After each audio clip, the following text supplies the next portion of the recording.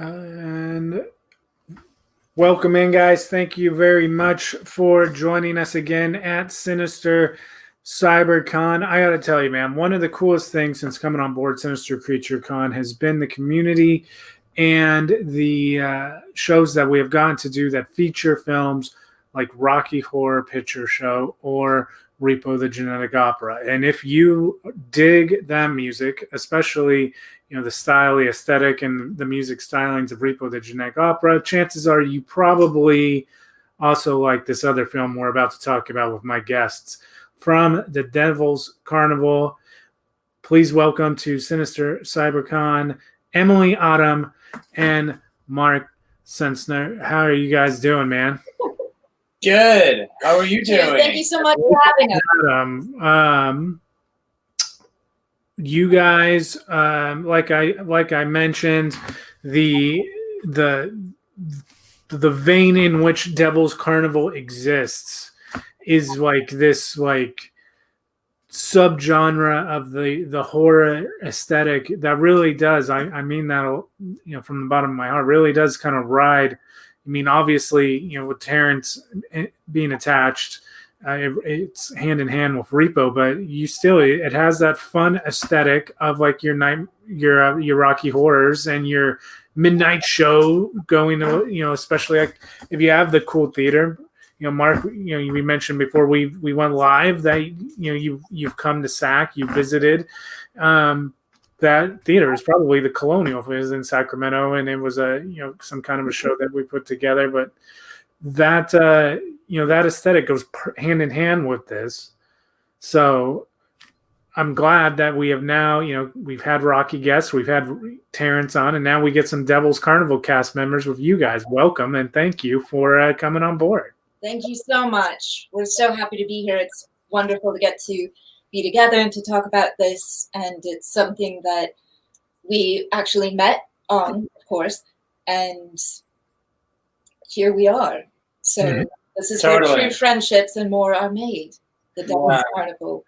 The Devil's Carnival, the aesthetic, the feel of it, very much the same kind of feel from Terrence. Mm-hmm. From Repo the Genetic Opera, and pretty much the cast has been supplanted into Devil's Carnival. You have Bill Moseley, you have you've got the great Paul Sorvino, you've got Ogre, you've got all of them, really, man. You just go down the line, and it's like his group that he worked with before is in the Devil's Carnival too. The other thing that comes away for me is you guys, those films, they have a very theater aesthetic to them. And I was just going to ask that feel, that tribe, that live theater tribe feel that I've gotten with a live theater background. Does that exist, do you think, with your guys's? Absolutely. That's the whole fun of it. That's why we just wanted to make more and more and more, is because of that family of pretty much, this is just what you would have thought that it is. It's a family of carnies, because everybody's background that you mentioned is at least as colorful as what they're actually doing in the movie.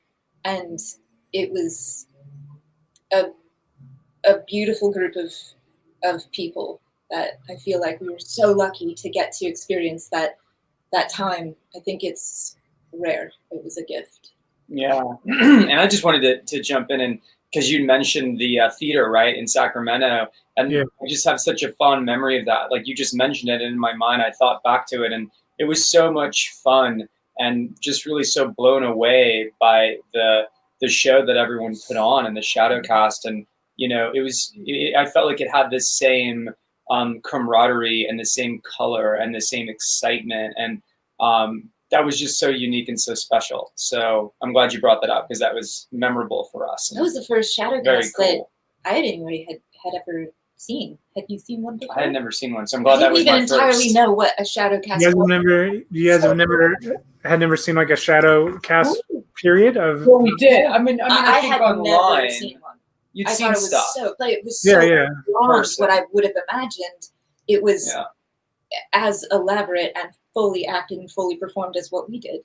No, that's cool that the like your first kind of real experience with it is of the Devil's Carnival showing. That's pretty Totally. rare. Yeah, it was Totally. really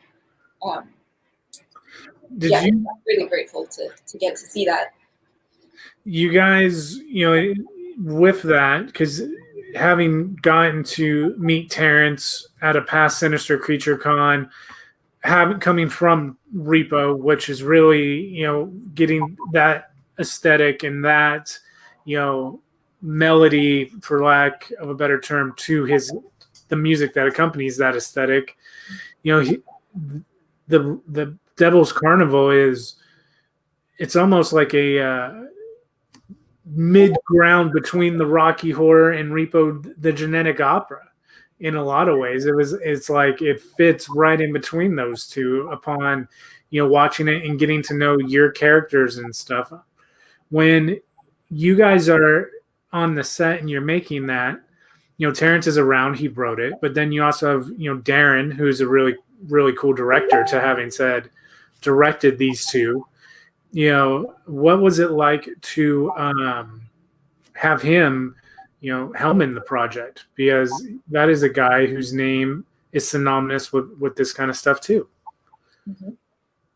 Well, just thank you. Well, something that just I thought of is, Darren is such a fan of this music, and that's such a special thing and so inspiring. I mean, I remember being with Darren at either one of Emilie's concerts or when we saw Terrence and SAR with their project they're doing now. And we saw them and just Darren really just is like a huge fan, man. He loves it. He just geeks out at it. Like, he really loves musicals, and especially Terrence and Emilie's work. So, it's fun to be there because really it's just people that are very excited to be around such talented artists. And so, like, letting those people kind of shine and do what they do. Terrence is amazing. He wrote something incredible as we're all lucky to be a part of it, and I think Darren was excited to be there and excited to bring these unique voices to the screen. The thing too about this film is that we get a vast array of talent doing a vast array of different kinds of characters. Your two characters are very iconic to which this film exists in, the world in which these film exists in. Emilie, your shot, the classic shot, all white with the red hair, like that is, that Devil's Carnival, that I would say if you were going to survey a lot of people, that's the first image that comes into their mind. Really? I think so, man. Like, that's one of those characters that, it's because it is a film, in which, like Repo Man, for instance, like that first poster, it was the Repo Man. Yeah. But when you think of Repo Man, at least for me, the first face that I see is Terrence's. Yes. And I kind of feel like this is the same case with the Devil's Carnival. Like, you are that character that wasn't like immediately pushed to the forefront, but that is the character that was like, that is a dope costume. So for that both, is a dope costume. That is, yeah, that was all Mildred. She's brilliant. When I heard that she was going to do my costume for the first movie, I'd actually been a fan of hers just as a designer for years, probably a decade before that. And I was actually intimidated to meet her because she's just so incredible. And yeah, so lucky to get to wear her clothes for that. It kind of does half the work, which I shouldn't say because it sounds like I didn't do anything, but it really does half the work for you to get to wear costumes like that. With doing that, was there a huge transition for you as the actor, as you're getting the makeup and the costumes and all that stuff on? Is that is that a process in itself as they're making you up or they're putting you into costume? Are Yeah. you mentally like Hmm. transitioning into that character, both of you guys? What I found for mine was when we went to do the first one, that character was very natural to me, to where I admit that there wasn't a lot of also I didn't talk, so that was kind of easier. I didn't have to come up with the other than the singing, which again is basically what I'm already kind of doing. It wasn't doing a different voice or doing anything like that. And in the Scorpion's Tail. And so for that character, it really, I almost felt like I was cheating because it was very similar to what I already do. Now, when we did the second one, that was an entirely different story, because becoming the June character was nothing like what I usually do, either in the movie or in my own personal life or stage show and music and acting and things like that. That was a massive challenge and transformation to become that character, which was the normal girl. And that was actually one of the most challenging things I've done, is to not overdo that and be this thing that I always am, and just be a, normal person. For sure. The costume and the hair and the blonde and all of that definitely helped that. And of course, when we got to the end and I got to be the painted doll again, it was like, oh, now I don't have to do any work. Now I'm home. This is normal. Mark, what about you, man? Like, what was it like being on set for you, getting into costume, the transitional stuff? I have to imagine with the way that those schools work, those schools being, I know Terrence and Darren, they have background at Full Sail, and those sound stages and everything, them being right there, which is like super rad to be able to have that element right at your disposal to film on that backlot too. So I know he went to a spot that knows how to fabricate these worlds.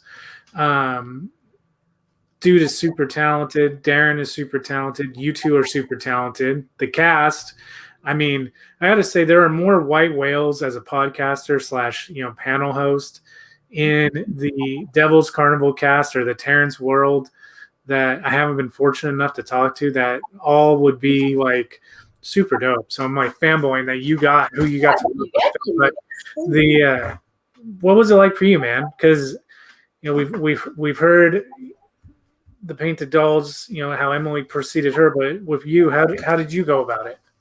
Yeah, I mean, I think something I thought of was, as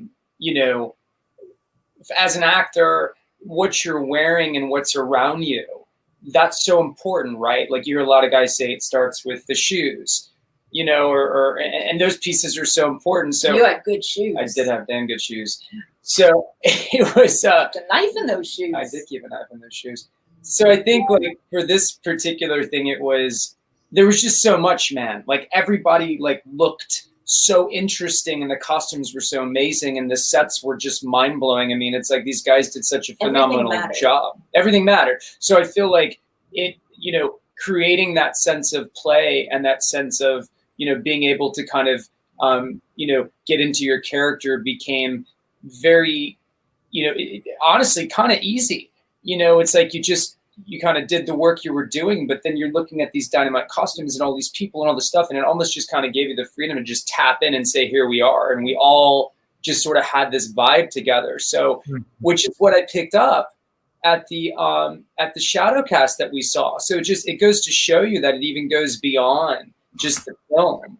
And you see it within this community and you see these people tap into that and it just creates this sense of play.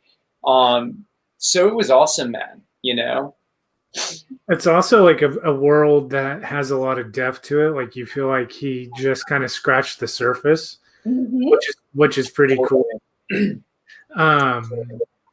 where Repo, I don't know, Repo, like a Repo sequel would always be enjoyed, I'm sure, by all the fans of that franchise of Terrence. But he like leaves no stone unturned with Repo. Like, you know exactly the situation, why he is the Repo Man. You know, Paul's family with Ogre and Mosley and Paris Hilton, like, you know, that's like, that gets pretty much wrapped. Everything Devil's Carnival, there's still a lot, like, you could totally go back there for another one, you know, if everything lined up and, you know, you got the cast, everything. That's one of those movies, like horror fan type movies, that like they're gonna do the third one. Like, you hear the rumblings and the rumors, and then finally you get the news. Hey, it's going. Would you guys both be down to come back and do it? Gosh, we basically just dress up and act it out. Now that we know what a shadow cast is, that's pretty much our night. So we would do it in a heartbeat. We do it in a heartbeat. Those are our friends. We love those guys, and the intention. I'm sorry. I see. I know that there's a microphone, and I just start like. No, you're fine. Please continue. By the way, happy Halloween, almost everyone. She did all this, but actually, it's only I forgot what day it was, so I thought it was Halloween. A normal Saturday night, and this is normal Saturday night. So I forgot that we had this, and then seemed appropriate. So yeah, I meant to wash everything off, and I just didn't get there. Sorry. Yeah, but there were always supposed to be more of them, and so that we could explore all of the characters. It isn't like, oh, the painted dog was the important one. Everyone is equally important and has their own backstory, and life happens and projects happen and pandemics happen and things. But I know that there's so much story there, and I don't think anyone would not want to be a part of that. It was such a strong experience for all of us that it has never really left our lives. I only call you Scorpion, you only call me Dolly, and if we call each other anything else, it means that there's a problem. So if I were to call him Marc, that would be terrifying. I didn't even know she knew my name. I made it up. I don't spell it correctly though. So what is this? We have a question here. Is there a question up here? Question. I don't see one on my end. Oh. I think a question popped up. Oh, ooh. Somebody's private chatting. Maybe you don't see this. Of all your individual music, all of your individual music is so theatrical and such an elevated style. As a musician myself, what are your recommendations for individual musicians like myself, and how to try to achieve that sort of thing on their own? And then there's a question for you. I'll read yours. For Marc, what was it like working on the film Tales of Halloween? Yeah, great question. And how is it different from working on Devil's Carnival? For both of you, this is so beautifully structured. For both of you, do you guys think that there will ever be a third and final film in the franchise, and what would you like? Please. Oh, no. You go. You have to first. Oh, mine was first. All right. Do you mind if we take these? No, I was going to say, I'm sorry that I don't see it in front of me, but like those were like four good questions that I want to hear you guys. And it says that was from.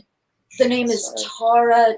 I know you can't just move the screen. I didn't mean to. I'm sitting back now. He's moving the screen based on just what you want to see, but it's not about us. Yeah. It's about the Carnies and the Ratties and the what are your the score. No, this is a good question. Sorry. Let's see what she. So, but the name is from Tara or Tare. Either is beautiful. I apologize because I'm sure I'm getting it wrong. It's Trae. No, oh, you know what? I see it now. Thank you. That is actually from Jay. So sorry. Spelled Jay of many hats. He is. Yes, I see it. That is his username. That's where we're getting it. I got you. You got it.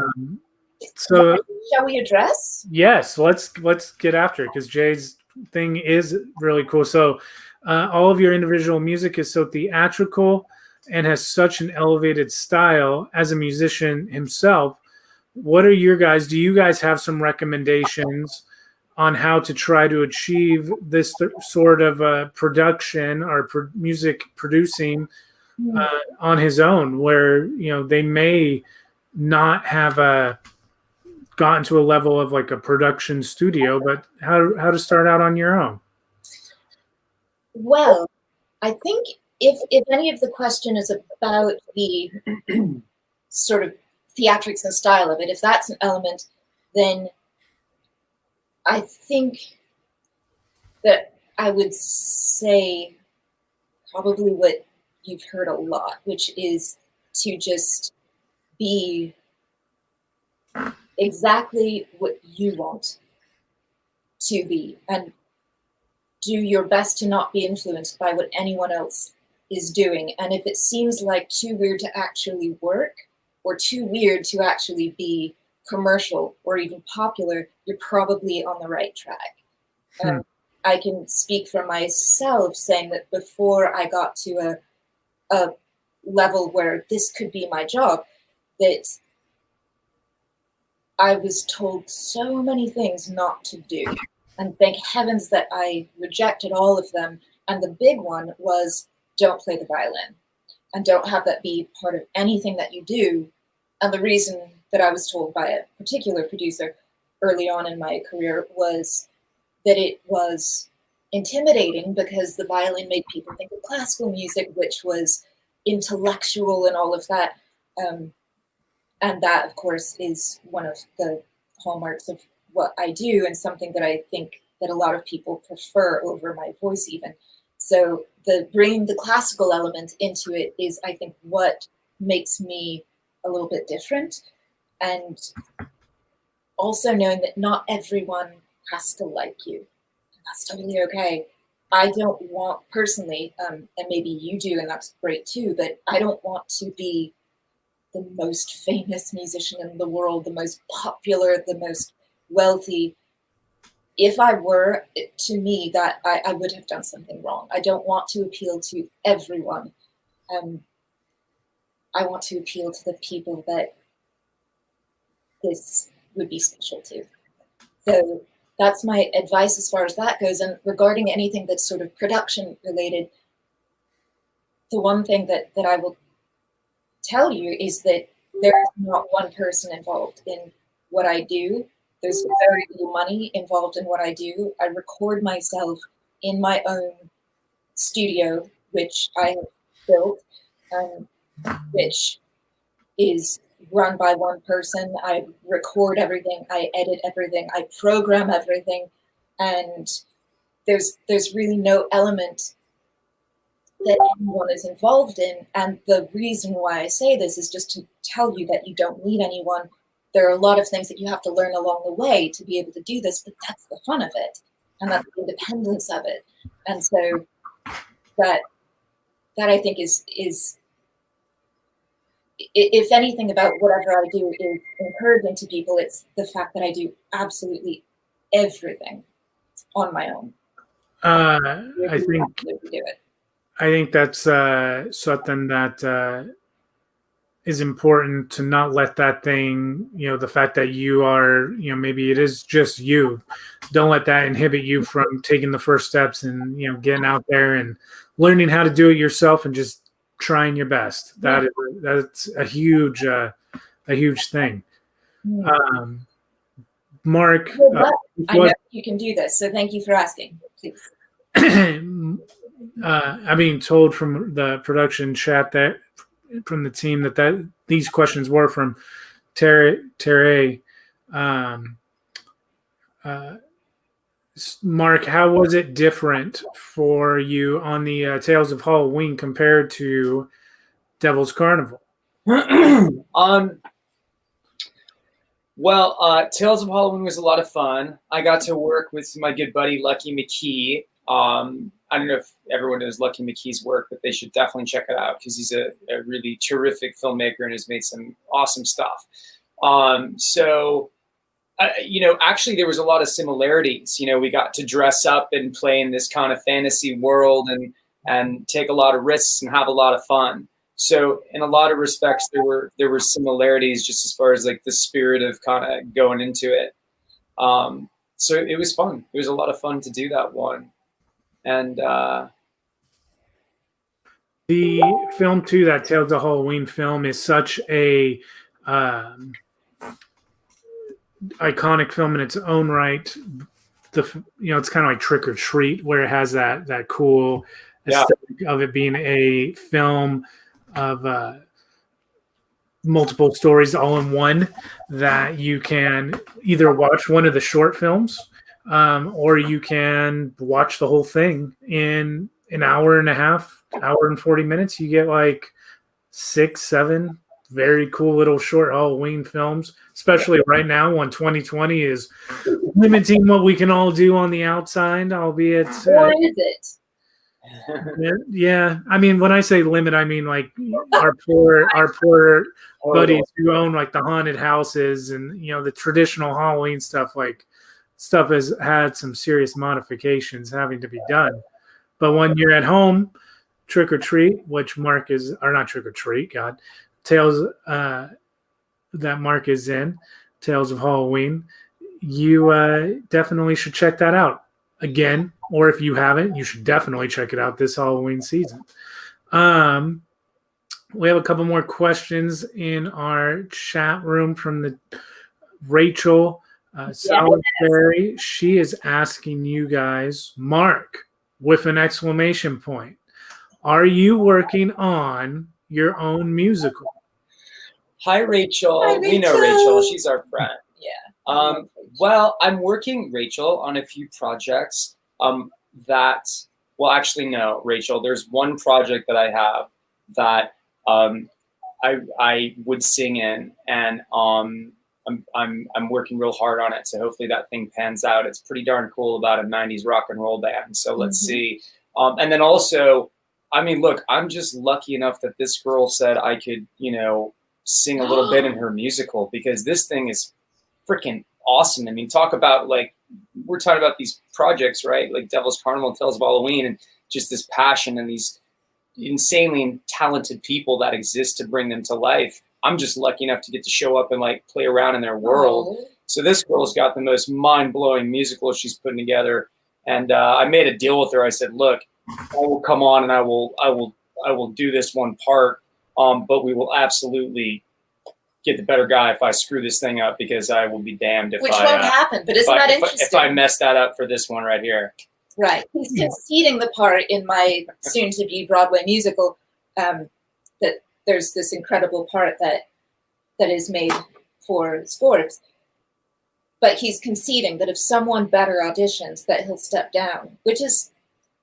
I didn't say there was. I'm just saying. Because you know that you're so flipping good that will never happen. So you can be gracious about it, but know that it will never actually become an issue.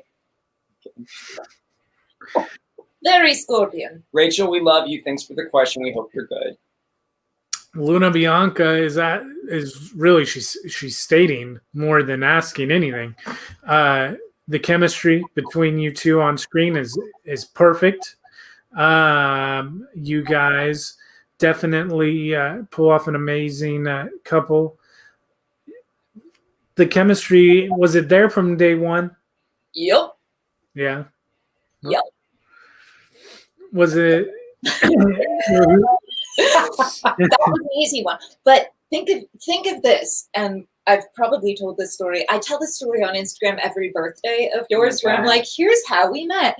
Here's another little thing that happened. We met on the kissing scene in the first movie, obviously. So our literal meeting was, you look amazing. You look amazing. Go stand really close together in the freezing cold and kiss each other several times. It's Darren and Terrence's fault. I mean, we were just standing where they told us to stand. What are you supposed to do about that? You meet each other looking the most amazing you are ever going to look. Right. Yeah. You have no idea what each other actually looks like. And you just hope that you're not disappointed, but you want it to stay that way forever, which is, I think, good that we're both so theatrical and want to live in these worlds, because that's how we met. So if that magic went away and you're like, oh, you're normal, it probably wouldn't have worked out. So that is a very Devil's Carnival world-esque answer to say that. Like, just stay those two characters forever, like that. Yeah, you guys definitely typecast. That wasn't to like who could transform into the painted doll. It was like, who is the painted doll? And Darren actually said that is he had happened to become aware of me and just instantly saw that character. It wasn't, again, like transforming into things for the second one was very different, but he saw exactly what we were supposed to be already. So it was also a great easing into that world, because that was my first film ever, is being able to just be like on steroids version of who you already are, and then sort of learn how to properly do this on the second one. Well, obviously, quarantine costuming is not an issue for the two of you. Or the was, depending. What are you guys planning on doing? 2020, who knows? We all knock on wood and cross every finger and toe that things are finally going to calm down, and we will finally figure out what happens here the tail end of this year. But obviously, sadly, there's no Halloween. Obviously, there's modifications. We've made them. We've covered events that have made them. This event in itself is a modification, not being able to do it live, but putting together a fun virtual day for everybody with you guys. Thank you for doing this. What are you guys going to do for Halloween? You guys going to do anything fun?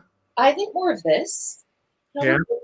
Yeah. I think probably trick or treat with each other and just like hide things around the house. Maybe treasure hunt. I don't know. Can you think of anything? What would you like to do? Surprise I mean, Emily has the most insane imagination. So, you could be in a small room with white walls and some sticks, and she will literally create a game and create a scenario and create a thing and just be happy as can be, just playing, man. So what should we do? Let's make a plan right now. What we're gonna do? We're gonna make some. Let's make a treat, because we're gonna want some delicious treats. Right. And and then why don't we dress up and maybe go knock on some neighbors' doors and put a couple treats out in front of the doors. And then run. And then run the other way. It's like you're a picture, a signed photo of ourselves. Why don't we go and we paint on their doors? We'll paint something nice. Okay. We'll paint on the walls. Okay. Just bring the entire essence of the holiday to life for your neighbors. Yeah, this is my plan. See if you're down with it. Is just to switch cats, and I have to be Scorpy Cat, and you have to be Dolly Cat. Okay. Yeah. We are, by the way, one, this is pajamas. Two, this is our characters as Cats, the musical. I don't think I would look nearly as good in this as you, but I will. I'd like to find out. But I hope everyone. Look, it's a crazy time, and I just hope everyone, has a friend or someone around, or they can do something fun together, and if not, try we'll to be your friends. Totally, and just exactly. We're here. Right on, you guys. Well, we thank you very much for taking the time out to talk to us. Where can we keep track of both Emilie, your upcoming project that Marc is going to so graciously be a part of, and down the line, Marc, that musical that you've got in the works down the tail line there down the road? Where can we keep track of you guys and see the latest on both of those? I mean, I would say the different social media platforms is a great place to keep up. Instagram, that's the one that I tend to kind of. What about you, man? What is the one that you find yourself kind of looking at the most, or communicating the most? It's an interesting question, because they're all very their own thing. Right. Like the the communities that exist on each platform are very unique from one each other, but then therein they all are very, useful and have their entertaining aspects in their own right. Like if I'm just like on vacation and I'm having fun and I just want to I just took this cool picture from this cool spot, 100% Instagram is the way that I will go. But well, I will follow you there. For me, it's Instagram as well, which is Emilie Autumn Official, and because my name is never available. And for you, Marc Center, are you official? I mean, I'm official to you two, and that's what matters the You're most official to me. in my heart. Thank you. And for this time, I'm just going to keep writing and working and Putting out amazing music. being grateful for being alive and having friends like you. Oh, and everybody out there who is watching and hopefully dressing up and being with us tonight. We have a lot to be sincerely grateful for. Yeah. Thank you so much, everybody, for watching, and thank you so much thank you for letting us be a part of this and talk about our favorite people and our favorite experiences. Yeah. It's so sweet, and we'd love to do it again. We definitely will have to get you guys back on. You will have to keep us waiting in anticipation to see what the outfits will be next time we get to do it, though. Yes, and we need to talk about yours too. Yours is by the way, fabulous. We love the shirt. Don't get me wrong. This is an amazing shirt. This is a great shirt. But next time, I think we all got to dress up. However, what if you just took it off your face right now and you were like, Really?